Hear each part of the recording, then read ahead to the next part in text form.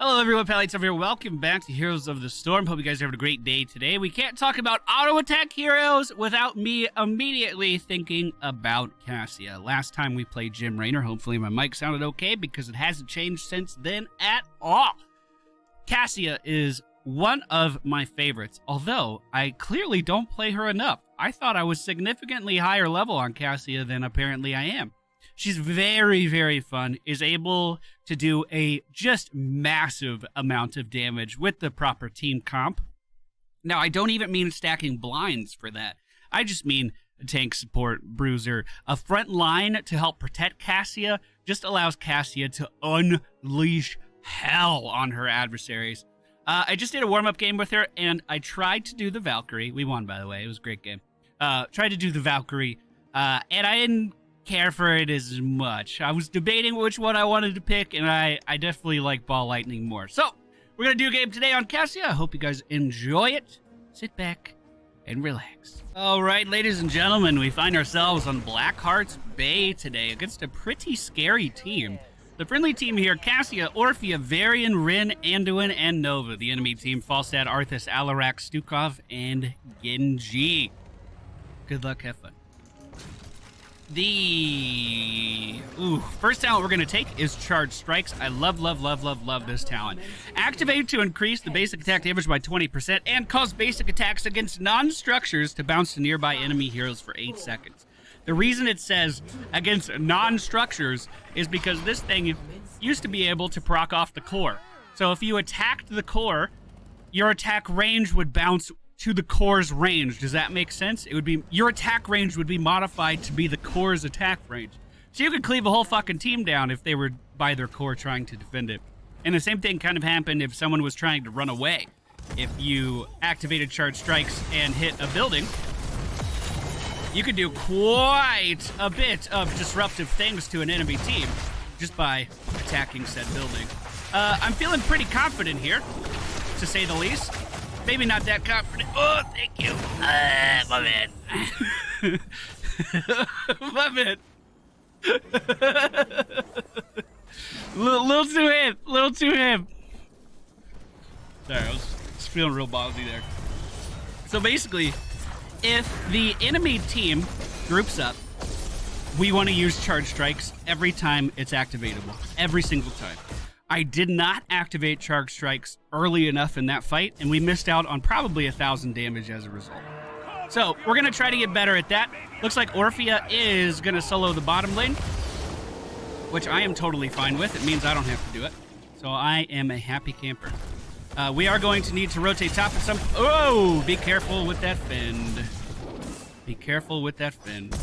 So, Genji's deflect, every time he takes a source of damage, he fires off a dagger, right? So if we go in with Fend, that's many sources of damage. So we actually got the kill on Stukov there by attacking, who was it, Alarak? And we almost got the kill on Alarak there by attacking Falstad. That's just another way that Charge Strikes is amazing. It allows you to... Okay, you shouldn't split the coins if possible. It allows you to just deal so much damage in team fight scenarios and pick off people that are out of your range. It's just so fucking good. It is so fucking good. So we're going to try to use that as often as we can. 5 coins collected by me as of right now. We're going to get Ring of Leech at level 4. It allows us to heal ourselves. Adds quite a bit of sustain onto Cassia. Sustain that she typically needs from what I've seen. We're a little too far. Thank you, bud. Anduin with the save for the second time. We're going to say thank you. We're going to let him know that we appreciate that. We're going to fucking let him know that we appreciate his hard work, so hopefully he continues to save me throughout the course of this game, because I'm probably going to need it.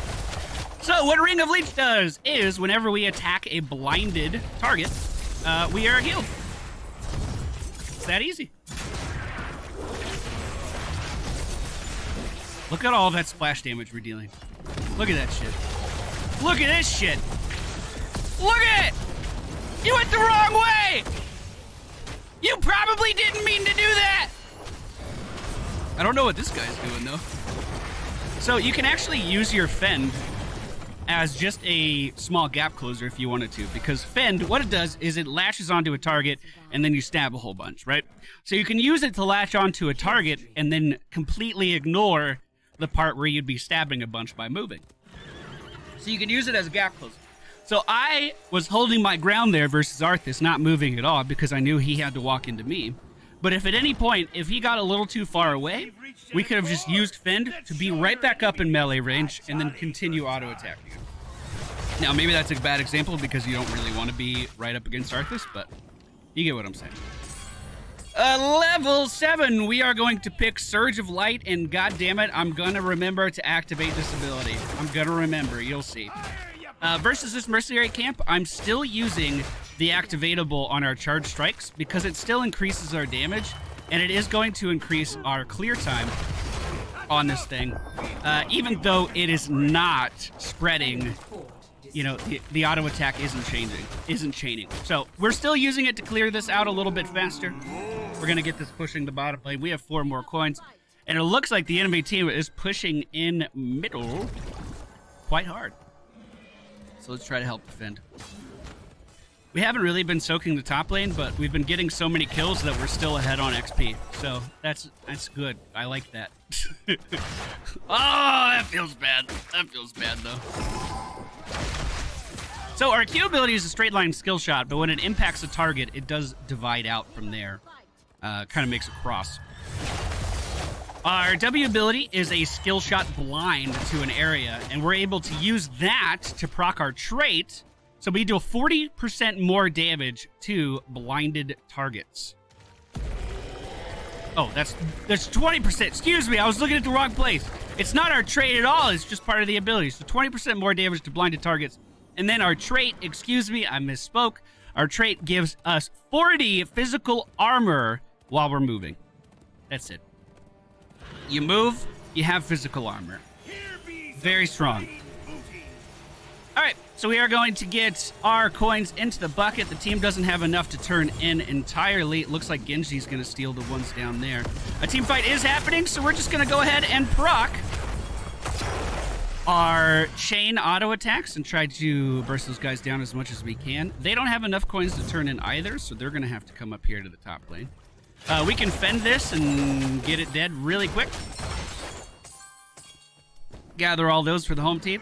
So the enemy team still needs 2 more coins, so we can afford to push this back a little bit. Get out of here. Not afraid of you. Kind of getting afraid. I'm going to sippy cup, and then we can think about going back in. We are going to go for ball lightning. I just think, against the people I find myself playing against, they clump up a lot. They clump up so much. So being able to just deal damage to them when they're clumped up is something that is very appealing to me. Looks like there might be a fight still happening here. I'm just going to try to turn in my 5. This will get another objective. I don't think the enemy team knows that I'm doing this, so we are pretty okay. Boom. Done. Now, there does seem to be a team fight happening here. Arthas, not moving back, though, is going to be taken down. You know, I would not mind stealing their mercenary camp while we have a quick second either. So we're going to blind, deal as much damage as we can here. Maybe I'll fend the other one. All right, Nova's scouting this out, so we're feeling pretty confident, and Orphea is not far away either. So 2 more coins for the team. I'm going to grab our other coin camp here, and the enemy team's going to have to respond to this, or they're going to lose their wall down here in the bottom lane. Or at least a decent portion of their wall. Looks like we just got Falstad's Fly. That's valuable. So he doesn't have global presence for a moment. We are 2 levels ahead of the enemy team. They still do not have their heroic abilities, although that will change momentarily. We're going to take, once again, another mercenary camp over. So what Ball Lightning does is it's basically Living Bomb. You know, you can spread it like Living Bomb. Think about it like that. If the enemy team is too clumped up, then they're just going to take a bunch of damage from this. If they spread out, it's not going to do much of anything. So you want to use it when the team's not paying attention, when they're a little grouped up, way more than they should be, and take advantage of that. Take advantage of their positioning mistakes. Alternatively, you can also bounce this ability off of yourself. So a good situation to find yourself in is when you're engaging with a fend. You can use that fend to keep yourself close to a target, and the ball lightning will trigger off of your own body. So you'll bounce it in between your enemy, back to you, to the enemy, back to you. It's pretty fun. We have 9 coins, which is enough for another turn in. The friendly team might know that. We'll ping for some assistance up here. Looks like Arthas walked into the wrong neighborhood. Oh, I walked into the wrong. This sucks.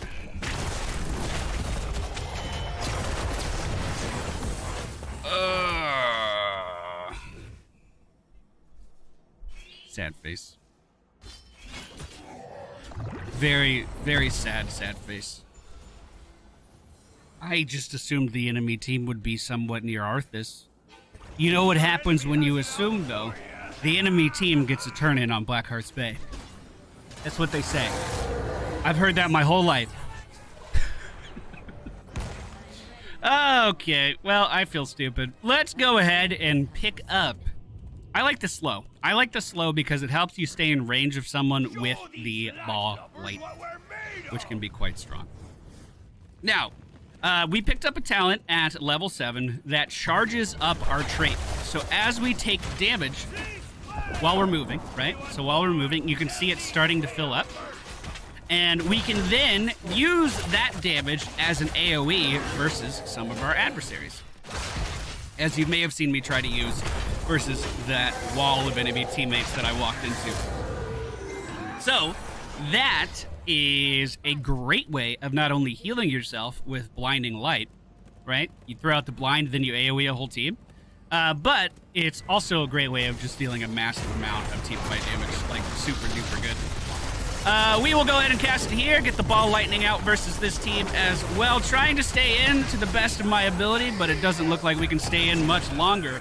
The ball lightning, though, I don't know if you could still see it bouncing around after I died, but it was dealing a ton of damage in there. A ton of damage in there. I feel as though Cassia works the best when she has, you know, a normal meta team comp, so like a bruiser, a tank, those guys to be the front line, so she can move forward in confidence there. What I think happened is Varian backed up, and I didn't. So I died. And there was no one else there to kind of hold the front line. I became the team's front line. So we're going to try to play a little more cautious. I don't want to feed the entire video. Even though that's what I'm doing. Looks like we are going to get another turn in here. The enemy team a little all over the map at the moment, which is good for us. I'm just going to try to keep the map pressure on these guys, grab these coins, grab this camp. I mean, I'm not the best at taking camps, but I'm pretty good at it. I'm pretty okay. Does Fend hit both? Oh, it does. Once we hit level 16, we can get to the point where our Q ability will pierce through targets. So we already have a slow on it. We already have a 20% slow on that. We can make it so that slow can hit an entire team as well, which is very, very good. Stukov pushing up way too far by himself for absolutely no reason, but he is going to get out. So here we go, Pierce. We have a 3-level lead versus this enemy team right now, and we are just a few coins away from getting a turn-in. So I need to wait for Varian to go in. We're going to try not to feed anymore, but it looks like we're backing up.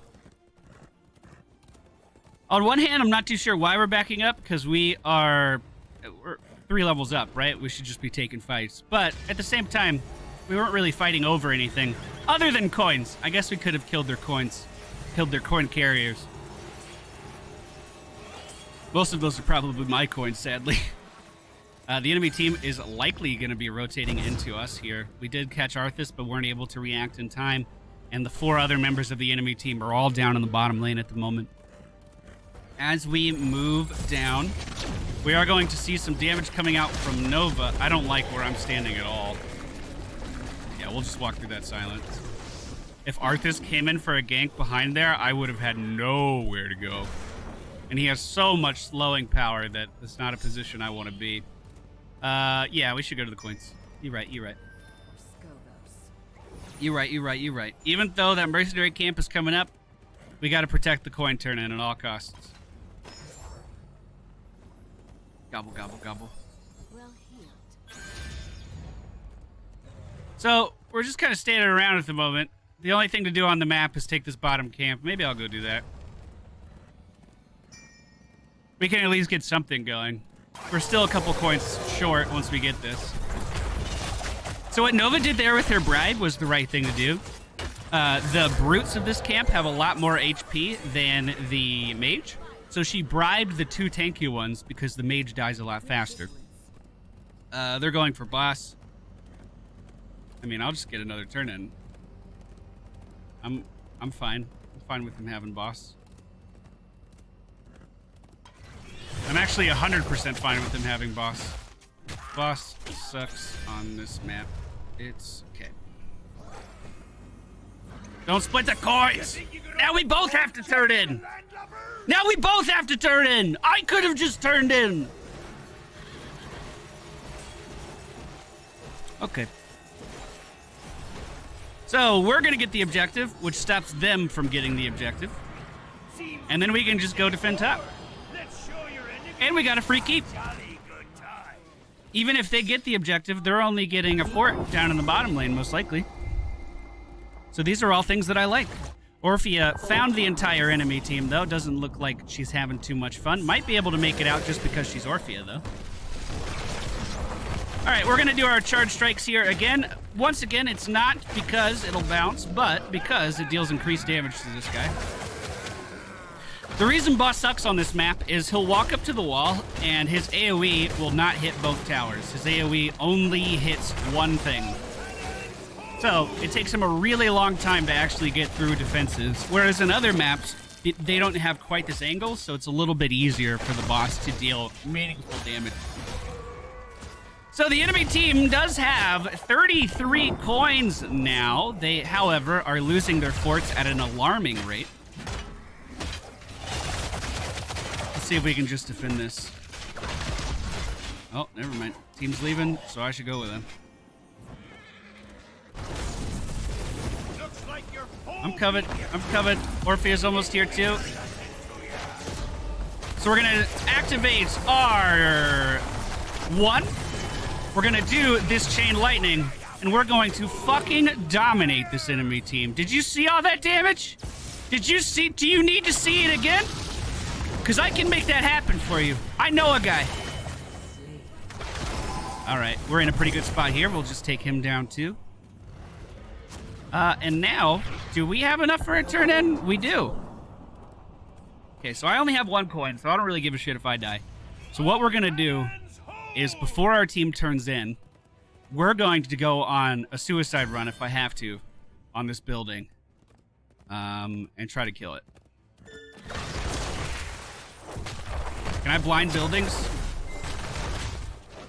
I got it! Okay! Turn in!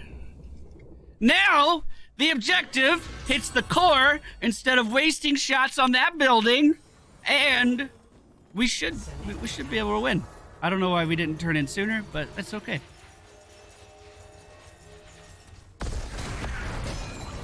Just turn. Uh-oh. The desperation move. At level 20, I would have just gone for ball lightning bounces indefinitely. Hey, you taunted, bro? Taunted, bro? Hey, what's wrong? You couldn't move? Alright. We did it. I mean, I definitely could have played better this game. Definitely could have. But I'm relatively happy with this. Relatively. We kept good map pressure up against this team. We did some good damage in the last team fight, at least. It kind of took me a while to deal good damage, I feel like. 6 more? Is that enough without anyone attacking it? Oh, definitely. Alright, everybody, that's going to be GG today. Hope you enjoyed the Cassia video. Did we do enough mercenary camps to get MVP? Let's find out. Let's find out.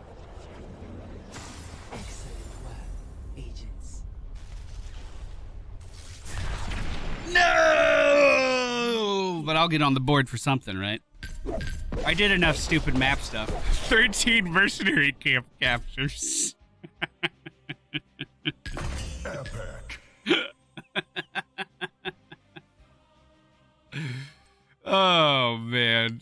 91% of coins paid. Well, I definitely lost more coins, okay? I lost more coins than you. If you want to play Cassia, if you want to play along at home, this is actually not the most popular build anymore, which makes me wonder what happened. We have Charge Strikes into Ring of Leech, Surge of Light, Ball Lightning, Ground Bolt, Pierce, and Infinite Lightning. I cannot stress how well this build does with a normal team comp, with a beefy team comp to protect you. But also, if the enemy team has 2 tanks or a tank and a bruiser that's playing very far forward, Charge Strikes allows you to just penetrate the shit out of their defenses. AoE a whole team down while they're still positioning properly. Their squishy people can be right behind their tank, and you're still doing just a massive amount of damage to everyone because of this ability. Very, very, very, very fun.